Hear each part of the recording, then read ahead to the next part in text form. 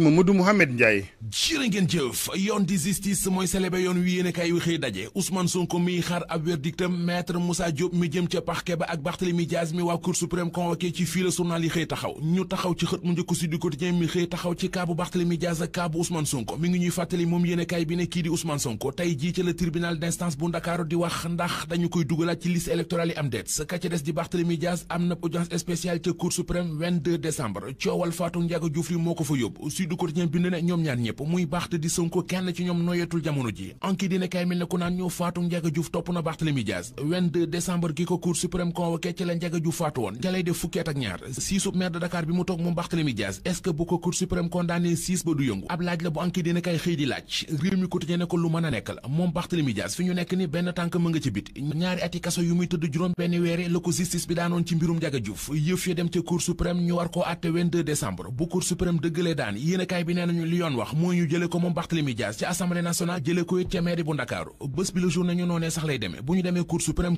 confirmé condamnation bi Barthélémy Diaz dafay ñàkk mandat député am ñàkkit mandat maire de Dakar am du ma buuse ca mairie bu Ndakaaru lu toll ne lii dee ci wee du ma buuse ci assemblée nationale lu toll ne tarfatal ay ni wax la ju Barthélémy Diaz waxoon daaw bés bi la jour xëy diñu ko fàttali ren ci xëtamu njëkk l'observateur nañu en tout cas ndombay tànk yi mu amee ci réew mi moom Barthélémy Diaz muy ndombay tànk député maire ndombay tànk yi ñoo ngi ci dansé le public yéene kay nañu bu ko Cour suprême condamné du tee muy wéy di doon maire de Dakar waaye bu boobaa nag bukki bi matt Ousmane Sonko jamono ji mën na koo matt muy ñu raje ko ci liste électorale yi définitivement déferment bu Diop Jama di maître Moussa Diop tey la journalisé ko moo joxe xibaar bi nee nañu maître Moussa Diop ma nga jëm ci loxoy procureur tey ji ci alxames ji ci la ñu ko war a déféré Aly Ngouille Ndiaye mi ko porté woon plainte ma nga woon démb ci sûreté urbaine ngir doon fa confirmer ab plainte am directeur mii nag séewuli si ba woon di docteur Ousmane Cissé enquêteurs yi auditionné nañ ko moom it démb mi ngi ñuy wax it moom journalisé ko ne enquête ba taxawaaluwul ci loxoy waa sûreté urbaine mode fast track la ñu ko def Aly Ngouille Ndiaye moo ne woon démb ci sûreté urbaine source ma nga ñuy wax la ko fa yóbbu woon dafa demoon ngir doon confirmer ab plainte am ngir it xamal enquêteurs yi ne lettre bi Moussa Diop di wax moom xamul lu lettre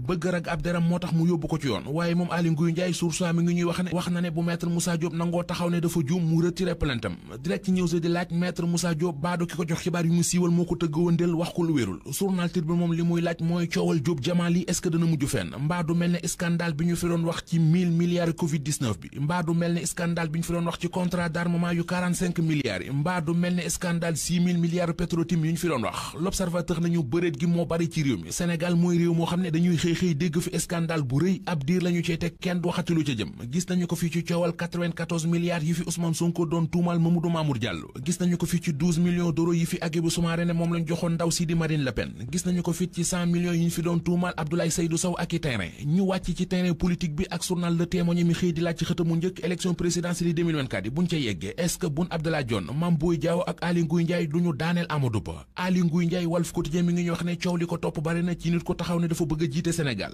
coowal Petro-Tim li aw turam ma nga ca moom Aly Ngouille Ndiaye coowal Pologne li fi woon aw turam ma nga ca moom Aly Ngouille Ndiaye coow li fi jolli bu yàggul di coowal Jamali aw turam ma nga ca moom Aly Ngouille Ndiaye coowal gérant station service ba ñu boom ca Touba mi ngi ci xët mu njëkku Libération Baara Cissé la tudd station essence bu nekk ci Touba fa la doon liggéey dañu ko faat Libération dañuy wax ne am na ñaari pompiste yu ñu ci jàppagum ba tëye leen ci garde à vue.